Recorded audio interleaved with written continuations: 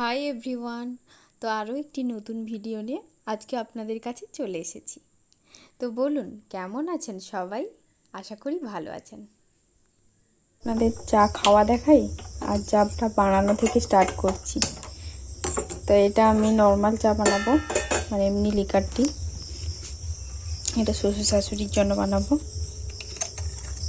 আর আমি আজকে খাবো ভেবেছি দুধ চা। 2 কাপ বানাবো এটা দিয়ে হয়ে যাবে 2 কাপ। তো বিভিন্ন ঘরে সন্ধে দিচ্ছে, আমাদের সন্ধে দেওয়া এখনো হয়নি, আমার শাশুড়ি মা দেবেন, তাই জন্য আমি চাটা করে নিচ্ছি আগে। চা বানানো আর নতুন করে কি দেখাবো আপনাদের, সবাই জানেন। তো জলটা ফুটে গেছে, এবার চিনিটাও দিয়ে দিচ্ছি।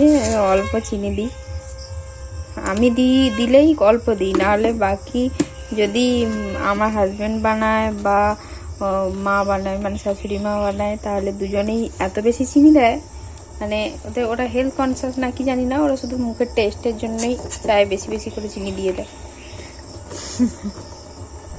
চিনিটা দিয়েই আমি চা দিয়ে বন্ধ করে রেখেছিলাম। এই তো কালার এসে গেছে।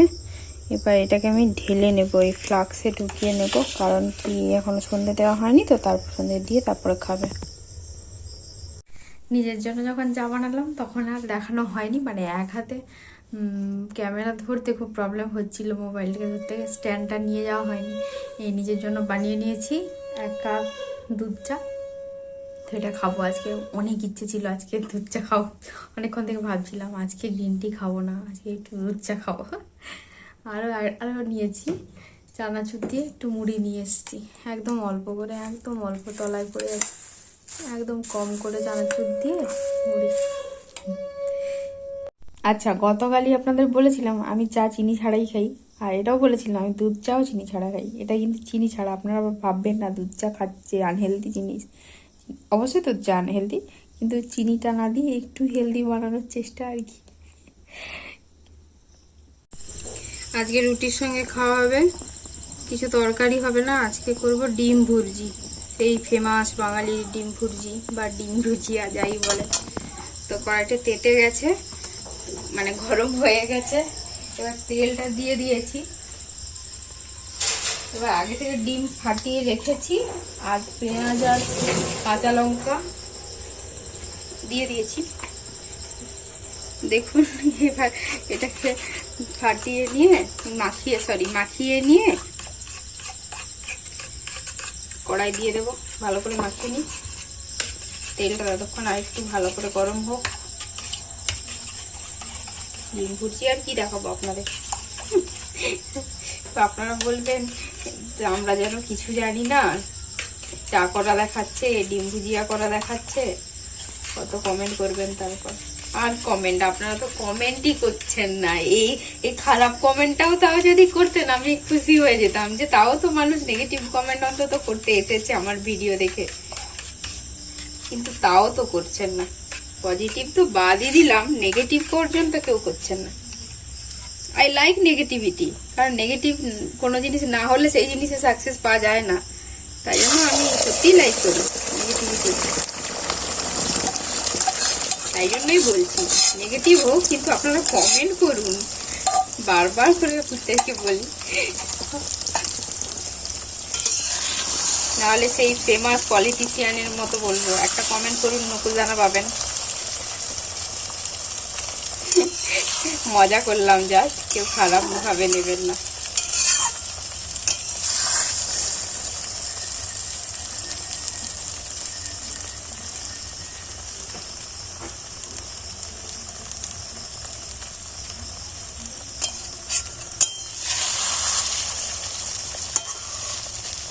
জানেন আজকে অনেকটা দেরি হয়ে গেছে, মানে দেরি বলতে ওই 8টা বাজে আর কি, তাই জন্য আর কোনো তরকারি করলাম না, ডিমটা ভুজিয়া করে নিচ্ছি।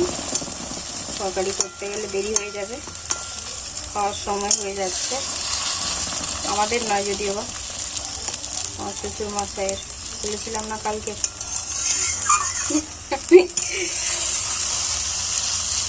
মানে উনি হেলথ কনসাস, তাই জন্য বলেন আর কি। বলে যে ঘুমানোর 1 ঘন্টা আগে খেয়ে বসে থাকে, কিন্তু আদৌ নিজে করে না, জানেন তো, বলে শুধু। মানে যেটা নিজে বলবে সেটা তো লোক সেটাই তো করতে বলবে, কিন্তু না, এটা অপোজিট। নিজে করতে বলে কিন্তু খেয়ে দিয়ে ওই 8টার মধ্যে খাবে ঠিক, কিন্তু শুয়ে পড়বে সাথেই, মানে 5 মিনিটও না হতে। হ্যাঁ, কারণ সারাদিন রেস্ট নিতে সময় পান না, সারাদিন কাজ থাকে, দোকান আছে আমাদের, তারপরেও আরও কাজ আছে। দেখাবো একদিন, একটা নতুন জিনিস তৈরি হচ্ছে, ওটাই দেখাবো কি কাজ করেনি। একদিনে সব বলে দিলে হবে কি করে, এখন অনেক সময় বাকি আছে, সব তো একে একে ডিসক্লোজ করতে হবে বলুন। অনেকগুলো ডিম তো, অনেকগুলো বলতে 8টা ডিম দিয়েছি, তারপরে তাই জন্য একটু টাইম লাগছে করতে। টাইম লাগছে না, এটা তো হবে। আমি একটু একদম ভাজা হয়ে গেলে একদম মানে লাল কালো মিশ্রণে যে কালারটা আছে, সেই কালারটা হয়ে যাওয়ার পর আমি নামাই, কারণ দেখতে ভালো লাগে, খেতে টেস্টি লাগে বেশি ভাজা হলে। আর সাথে না একটা মিস্টেক হয়ে গেছে, সাথে চাট মশলাও দিয়েছি একটু, আপনাদেরকে মানে আমি ভিডিওটা অন করতেই ভুলে গেছি, তার জন্য ক্ষমা করবেন।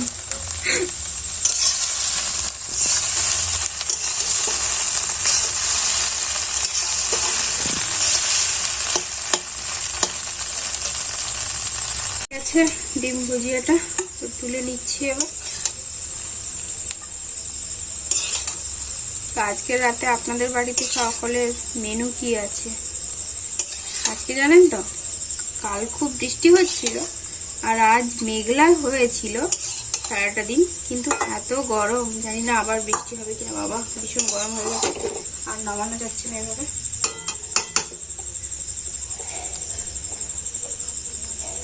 হাই, তো আবার বসে গেছি আপনাদের সাথে গল্প করার জন্য।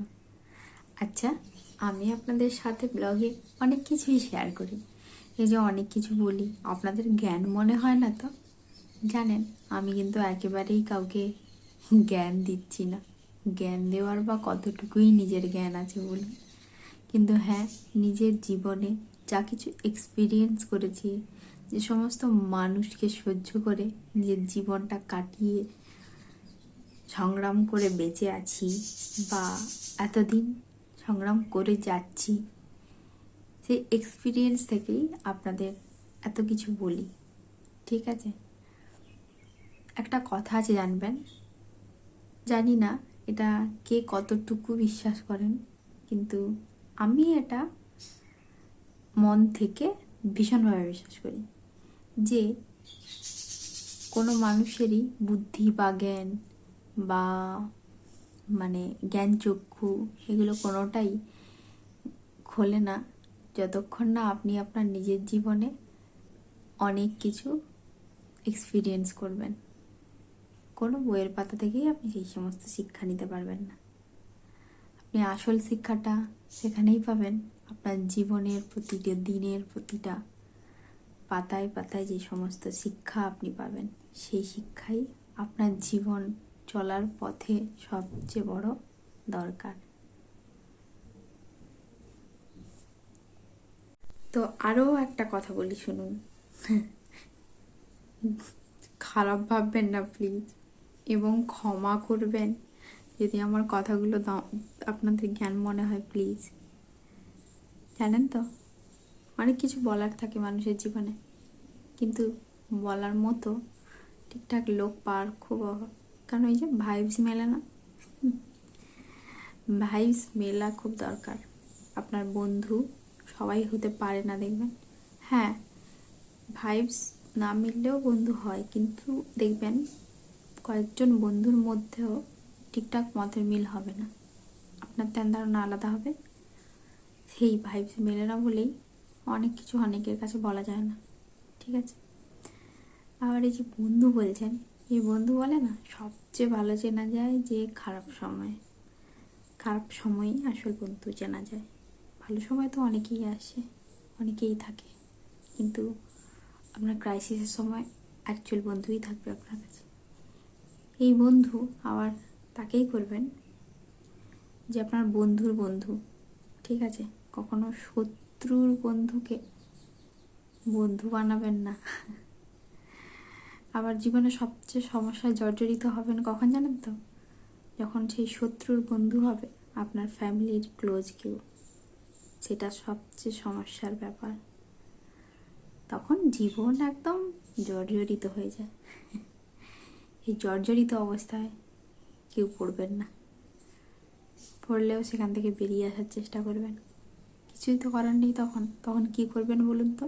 এই শত্রুর সাথে শত্রুতা বন্ধ করে একটু বন্ধুত্ব পোষণ করার চেষ্টা করবেন। যাকে অনেক কিছু বলে ফেললাম আবোল তাবোল, যেগুলো হয়তো কোনো ব্যাখ্যাও নেই, অনেক কথা পাগলের মতো প্রলাপ বলে গেলাম, ক্ষমা করবেন। তো আমি আমার ভিডিও আজকের এখানেই শেষ করছি। ভিডিও ভালো লাগলে দয়া করে একটি লাইক করবেন এবং একটা সাবস্ক্রাইব করবেন, একটা। আর আমার ভিডিওতে আপনারা কি কি কন্টেন্ট দেখতে চান সেই ব্যাপারে কমেন্টে জানাবেন, এবং আমি কিছু কোশ্চেনও করি আপনাদের ভিডিওতে, সেগুলোর আনসার দিয়ে অন্তত একটা কমেন্ট করবেন, ঠিক আছে? ওকে, বাই।